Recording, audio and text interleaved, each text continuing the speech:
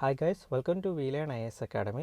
നമ്മളിന്ന് നോക്കാൻ പോകുന്നത് ഇന്നലെ നമ്മൾ പഠിച്ച ക്ലാസിഫിക്കേഷൻ ഓഫ് എക്കണോമിക്സിൻ്റെ സെക്കൻഡ് പാർട്ടാണ്. ഓക്കെ, അതിൽ നമ്മൾ ആദ്യമായിട്ട് നോക്കാൻ പോകുന്നത് ക്ലാസിക്കൽ എക്കണോമിക്സിനെ കുറിച്ചാണ്. ഓക്കെ, ക്ലാസിക്കൽ എക്കണോമിക്സിനെ കുറിച്ച് നമ്മൾ ആദ്യമായിട്ട് പഠിച്ചിരിക്കേണ്ട പ്രധാനപ്പെട്ട കാര്യം എന്ന് പറഞ്ഞാൽ മോഡേൺ ഡേ എക്കണോമിക്സിൻ്റെ ഫൗണ്ടേഷനായിട്ട് നമ്മൾ പറയുന്നത് ഈ പറയുന്ന ക്ലാസിക്കൽ എക്കണോമിക്സിനെയാണ്. ഓക്കെ, സാമ്പത്തിക ശാസ്ത്രജ്ഞന്മാരായിട്ടുള്ള ആഡം സ്മിത്ത്, ഡേവിഡ് റിച്ചാർഡോ, ജിയാൻ ബാപ്റ്റിസെസെ ഇങ്ങനെയുള്ള സാമ്പത്തിക വിദഗ്ധരാണ് ഈ പറയുന്ന ക്ലാസിക്കൽ എക്കണോമിക്സിന് രൂപം കൊടുത്തത്. ഓക്കെ, അവർ പറയുന്നത് എന്താണെന്ന് വെച്ച് കഴിഞ്ഞാൽ ഓപ്പറേഷൻ ഓഫ് ഫ്രീ മാർക്കറ്റിനെ കുറിച്ചാണ്. ഓക്കെ, അതായത് നമ്മളൊരു മാർക്കറ്റിനെ അതിൻ്റേതായിട്ടുള്ള സ്വാതന്ത്ര്യത്തിൽ തുറന്നു വിടുകയാണ്. ഓക്കെ, അതിൻ്റേതായിട്ടുള്ള വില നിയന്ത്രണങ്ങളായിക്കോട്ടെ, എന്തൊരു കാര്യവും അതിൻ്റേതായിട്ടുള്ള രൂപത്തിൽ അതിനെ അങ്ങ് തുറന്നു വിട്ട് കഴിഞ്ഞാൽ അവിടെ ഒരു ഇൻവിസിബിൾ ഹാൻഡ് ഉണ്ടായിരിക്കുമെന്നും ഈ പറയുന്ന മാർക്കറ്റുകൾ തന്നെ അതിനെ തനിയെ നിയന്ത്രിച്ച് കൊണ്ടുവന്നോളും എന്ന് പറയുന്നതാണ് ഓപ്പറേഷൻ ഫ്രീ മാർക്കറ്റ് എന്ന് പറയുന്നത്. ഓക്കെ, ഇതിനു വേണ്ടി അവർ പറയുന്ന കുറച്ചധികം കാര്യങ്ങളുണ്ട്. ഓക്കെ, ഇത് ഏറ്റവും എഫിഷ്യൻ്റായിട്ട് എക്കണോമി വർക്ക് ചെയ്യണമെങ്കിൽ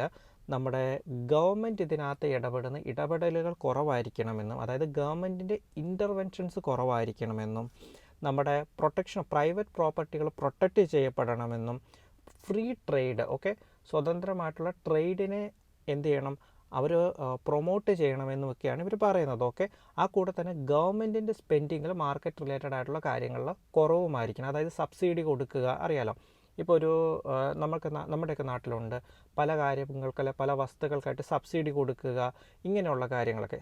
ഇതൊന്നും ഉണ്ടാകാൻ പാടില്ല എന്നാണ് എന്തെന്ന് പറയുന്നത് നമ്മുടെ ക്ലാസിക്കൽ എക്കണോമിസ്റ്റുകൾ സജസ്റ്റ് ചെയ്യുന്നത്. ഓക്കെ, അതിൽ ഫ്രീ ട്രേഡ് എന്താണെന്നുള്ളത് നിങ്ങൾക്കറിയാമല്ലോ. ഫ്രീ ട്രേഡ് എന്ന് പറഞ്ഞാൽ എന്താണ്?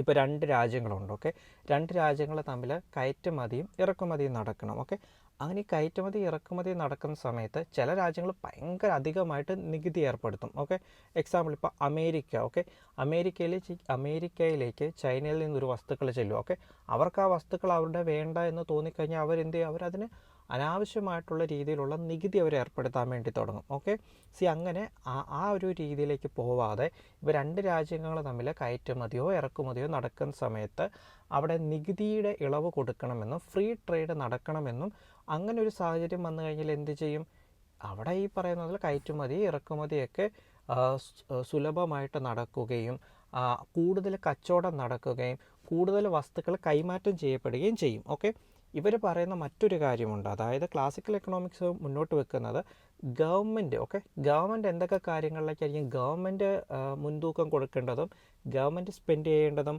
ഗവൺമെൻറ് എന്ന് പറയുന്നത് നമ്മുടെ പബ്ലിക് ആയിട്ടുള്ള ഗുഡ്സിലും ഡിഫൻസിലും അല്ലെങ്കിൽ നമ്മുടെ എഡ്യൂക്കേഷന്, റോഡ്സ്, ഇങ്ങനെയുള്ള കാര്യങ്ങളെ ഒക്കെ അതിലേക്കാണ് ഗവൺമെൻറ് കൂടുതൽ നമ്മുടെ ഗവൺമെൻറ്റിൻ്റേതായിട്ടുള്ള മുൻതൂക്കം കൊടുക്കേണ്ടത്. അപ്പോഴത്തേക്കും എന്ത് ചെയ്യും, ഈ പറയുന്ന മാർക്കറ്റിനെ സപ്പോർട്ട് ചെയ്യാനുള്ള റിസോഴ്സസ് അല്ല ഈ പറയുന്ന പബ്ലിക് ആയിട്ടുള്ള ഗുഡ്സ് എന്ന് പറയുന്നത്. അങ്ങനെ വരുന്നൊരു സാഹചര്യത്തിൽ മാർക്കറ്റ് ഏറ്റവും നല്ല എഫിഷ്യൻറ്റിയിൽ വർക്ക് ചെയ്യുമെന്ന് പറയുന്നതാണ് നമ്മുടെ ക്ലാസിക്കൽ എക്കണോമിക്സുകൾ മുന്നോട്ട് വെക്കുന്ന ചിന്താഗതി എന്ന് പറയുന്നത്. ഓക്കെ, പിന്നീട് നിയോ ക്ലാസിക്കൽ എക്കണോമിക്സ് എന്ന് പറഞ്ഞു കഴിഞ്ഞാൽ ഈ ക്ലാസിക്കൽ എക്കണോമിക്സ് നമ്മൾ ഈ മോഡേൺ യുഗത്തിൽ എങ്ങനെയാണ് ഉപയോഗിക്കുന്നത് എന്നുള്ളതാണ് നിയോ ക്ലാസിക്കൽ എക്കണോമിക്സ് കൊണ്ട് അർത്ഥമാക്കുന്നത്. അതായത് നമുക്ക് ഫ്രീ ട്രേഡ് പറയാം, അല്ലെങ്കിൽ റാഷണൽ ചോയ്സ് തിയറി പറയാം, അല്ലെങ്കിൽ യൂട്ടിലിറ്റി മാക്സിമൈസേഷൻ പറയാം. ഇങ്ങനെയുള്ള കാര്യങ്ങളാണ് നമ്മൾ നിയോ ക്ലാസിക്കൽ എക്കണോമിക്സ് കൊണ്ട് ഉദ്ദേശിക്കുന്നത്. അതായത് നമ്മൾ നേരത്തെ പറഞ്ഞ ക്ലാസിക്കൽ എക്കണോമിക്സ് നമ്മുടെ മോഡേൺ യുഗത്തിനനുസരിച്ച് അത് എങ്ങനെ ഉപയോഗിക്കുന്നു എന്നുള്ളതാണ് നിയോ ക്ലാസിക്കൽ എക്കണോമിക്സ് കൊണ്ട് നമ്മൾ അർത്ഥമാക്കുന്നത്. ഓക്കെ, പിന്നീട് നമുക്ക് പഠിക്കാനുള്ളതാണ് Keynesian economics. Okay, Keynesian economics എന്ന് പറഞ്ഞു കഴിഞ്ഞാൽ ഏകദേശം നമുക്ക് ഒന്നാം ലോകമഹായുദ്ധത്തിന് ശേഷം 1929-30 കാലഘട്ടത്തിൽ അമേരിക്ക അടുത്ത ഒരു സാമ്പത്തിക മാന്ദ്യത്തിലൂടെ കടന്നു പോവുകയുണ്ടായി. ഓക്കെ, അതാണ് ഗ്രേറ്റ് അമേരിക്കൻ ഡിപ്രഷൻ എന്ന് നമുക്ക് വേണമെങ്കിൽ പറയാം. ഓക്കെ, അല്ലെ 30s അല്ലെങ്കിൽ 29 ഗ്രേറ്റ് ഡിപ്രഷൻ എന്ന് നമുക്ക് പറയാം. ഓക്കെ, ഈ ടൈമിൽ കെയ്ൻസ് കുറച്ച് ആശയങ്ങൾ മുന്നോട്ട് വെക്കുകയുണ്ടായി. അതായത് ഒരു റിസഷൻ അല്ലെ സാമ്പത്തിക മാന്ദ്യം നടക്കുന്ന സമയത്ത് ഗവൺമെൻറ് എന്ത് ചെയ്യണം, ഗവൺമെൻറ് നമ്മുടെ ഈ പറയുന്ന മാർക്കറ്റിലേക്ക് ഇഷ്ടം പോലെ പണം ഒഴുക്കണം.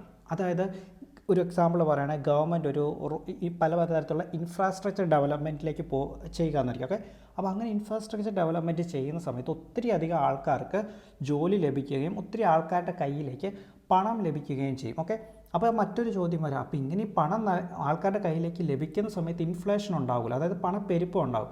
അങ്ങനെ ഒരു ബൂം വരുന്ന സമയത്ത്, അതായത് ഒരു റിസഷന് ശേഷം ഒരു ബൂം വരുന്ന ഒരു സമയത്ത് എന്ത് ചെയ്യണം, അവിടെ ടാക്സസ് കൂട്ടിക്കൊണ്ട് ഈ ഇൻഫ്ലേഷനെ അല്ലെങ്കിൽ ഈ പണപ്പെരുപ്പത്തെ കൺട്രോൾ ചെയ്യണം. ഇതാണ് കെയ്ൻസ് പറഞ്ഞത്. ഓക്കെ, അതായത് കെയ്ൻസ് പറഞ്ഞ ഇത്രേ ഉള്ളൂ, നമ്മൾ മാർക്കറ്റിനെ തോന്നിയതുപോലെ അഴിച്ചുവിടാതെ മാർക്കറ്റിനെ ഗവൺമെൻറ്റിൻ്റെ കൺട്രോളിൽ വരുത്തണം. ഓക്കെ, റിസഷൻ ഉണ്ടാകുന്ന സമയത്ത് നമ്മൾ ആവശ്യത്തിനുള്ള പണം മാർക്കറ്റിലേക്ക് ഇറക്കുകയും അതിനുശേഷം ഒരു ബൂം വരുന്ന സമയത്ത് നമ്മൾ ടാക്സസ് ഒക്കെ കൂട്ടി ആ ഒരു ഇൻഫ്ലേഷനെ കൺട്രോൾ ചെയ്ത് നിർത്തുകയും ചെയ്യണം. ഇതാണ് കെനീഷ്യൻ എക്കണോമിക്സ് കൊണ്ട് നമ്മൾ അർത്ഥമാക്കുന്നത്. ഓക്കെ, പഠിക്കാനുള്ളതാണ് മോണിറ്ററിസ്റ്റും പിന്നെ ഓസ്ട്രിയൻ എക്കണോമിക്സ്. ഇത് രണ്ടും ഇത്രയേ ഉള്ളൂ, അത് നമുക്ക് വലിയ കാര്യമായിട്ടൊന്നുമില്ല. നമ്മുടെ കെനീഷ്യൻ എക്കണോമിക്സിനകത്ത് ഗവൺമെൻറ്റിൻ്റെ ഇൻ്റർവെൻഷൻസ് വേണമെന്ന് പറഞ്ഞു. എന്നാൽ നമ്മുടെ ഈ മോണിറ്ററിസ്റ്റും നമ്മുടെ ഓസ്ട്രിയൻ എക്കണോമിക്സ് പറയുന്നത് ഫ്രീ മാർക്കറ്റ് അല്ല, നമ്മുടെ ക്ലാസിക്കൽ എക്കണോമിക്സ് പോലെയുള്ള രീതിയിൽ എക്കണോമിക്സ് വേണമെന്ന് പറയുന്നത് രണ്ട് മറ്റ് തിയറികളാണ്. ഏതൊക്കെയെന്ന് പറയുന്നത് മോണിറ്ററിസ്റ്റും നമ്മുടെ ഓസ്ട്രിയൻ എക്കണോമി എന്ന് പറയുന്നത്. പിന്നെ മാർക്സിസ്റ്റ് എക്കണോമി എന്ന് പറയുന്നത് ക്യാപിറ്റലിസ്റ്റ് എക്കണോമിയുടെ അൺസ്റ്റേബിൾ നേച്ചറിന് എതിരെ വന്നതാണ് എന്തെന്ന് പറയുന്നത് മാർക്സിസ്റ്റ് എക്കണോമി എന്ന് പറയുന്നത്. ഓക്കെ, അത് നമുക്കറിയാം. അതായത് എല്ലാത്തിൻ്റെയും കൺട്രോൾ ആരുടെ കയ്യിലായിരിക്കും? ഗവൺമെൻറ്റിൻ്റെ കയ്യിലായിരിക്കും. അവിടെ പ്രൈവറ്റ് പ്രോപ്പർട്ടിക്കോ അല്ലെങ്കിൽ പ്രൈവറ്റ് ആയിട്ടുള്ള സ്ഥാപനങ്ങൾക്കോ വലിയ റോളോ കാര്യങ്ങളോ ഒന്നുമില്ല. ഓക്കെ, എല്ലാം ഗവൺമെൻറ് ഓൺഡായിരിക്കും. ആ രീതിയിൽ നടക്കുന്നതാണ് എന്തെന്ന് പറയുന്നത് മാർക്സിസ്റ്റ് എക്കണോമി എന്ന് പറയുന്നത്. ഓക്കെ, അത് നമുക്ക് ഒത്തിരി ഡീറ്റെയിൽ ആയിട്ട് പഠിക്കാനൊന്നുമില്ല, ഇത് ഇത്ര പഠിച്ചു വെച്ചാൽ മതി. മാർക്സിസ്റ്റ് എക്കണോമി എന്ന് പറയുന്നത് എന്താണ്? എല്ലാം ഗവൺമെൻറ്റായിട്ട് കാര്യങ്ങൾ തീരുമാനിച്ച് ഗവൺമെൻറ്റിൻ്റെ കീഴിലായിരിക്കും എല്ലാം നടക്കുന്നത്. ഓക്കെ, അപ്പോൾ അവിടെ വരുന്ന സമയത്ത് ഈ പറയുന്ന ആൾക്കാർക്ക് ഉത്തരവാദിത്തം കുറവായിരിക്കും. അതിനനുസരിച്ച് അവർ എന്താ പറയുക തോന്നിയതുപോലെയൊക്കെ ആയിരിക്കും അവർ വർക്ക് ചെയ്യുന്നത്. അന്ന് മുതലായിട്ടുള്ള പ്രോബ്ലംസൊക്കെ അതിനും ഉണ്ട്. ഓക്കെ, ഈ കാര്യം മാർക്സിസ്റ്റ് എക്കണോമിനെ കുറിച്ച് ഓർത്ത് വെക്കുക. അതിനെക്കുറിച്ച് നമുക്ക് വലിയ ഡീറ്റെയിൽ ആയിട്ട് പോകേണ്ട കാര്യം ഇല്ല. ഓക്കെ, പിന്നെ നമുക്ക് നിയോ ലിബറലും നിയോ ക്ലാസിക്കലും നമ്മൾ നേരത്തെ പറഞ്ഞതാണ്. ഓക്കെ, സോ ഇത്രയാണ് നമുക്ക് എന്താ ക്ലാസിഫിക്കേഷൻ ഓഫ് എക്കണോമിക്സ് എന്നതിനകത്ത് നമുക്ക് പഠിക്കാനുള്ളത്. അതിനകത്ത് ക്ലാസിക്കൽ എക്കണോമിക്സ് നിങ്ങൾ ഓർത്ത് വെക്കുക, നമ്മുടെ ആദം സ്മിത്ത് അങ്ങനെയുള്ള ആൾക്കാരുടെ കാര്യങ്ങൾ ഓർത്ത് വെക്കുക, പിന്നെ കെനീഷ്യൻ എക്കണോമിക്സ് പഠിച്ചു വെക്കുക. ഈ രണ്ട് കാര്യങ്ങളാണ് ഇതിനകത്ത് നമുക്ക് പ്രധാനമായിട്ട് നമുക്ക് പഠിക്കേണ്ടവന്. അപ്പോൾ ആദം സ്മിത്ത് പഠിക്കുന്ന സമയത്ത് ആ ഇൻവിസിബിൾ ഹാൻഡിൻ്റെ ഒക്കെ കാര്യം ഒന്ന് ഓർത്ത് വെക്കുക കേട്ടോ. ചിലപ്പം ചെറിയ എക്സാംസിന് അത് ബേസ്ഡ് ആയിട്ടുള്ള ക്വസ്റ്റ്യൻസൊക്കെ നിങ്ങൾക്ക് ചോദിക്കാൻ വേണ്ടി സാധ്യതയുണ്ട്. ഓക്കെ, സോ ഇത്രയാണ് നമുക്ക് ക്ലാസിക്കൽ എക്കണോമിക്സ് എന്ന് പറയുന്ന ടോപ്പിക്കിൽ നിന്ന് ക്ലാസിഫിക്കേഷൻ ഓഫ് എക്കണോമിക്സ് എന്ന് പറഞ്ഞ ടോപ്പിക്കിൽ നിന്ന് നമുക്ക് പഠിക്കാനുള്ളത്. ഓക്കെ, സോ നമുക്കിനി അടുത്തത് നമുക്ക് നെക്സ്റ്റ് വേറൊരു വീഡിയോ ആയിട്ട് കാണാം. എല്ലാവരും പഠിക്കാം. ഓക്കെ.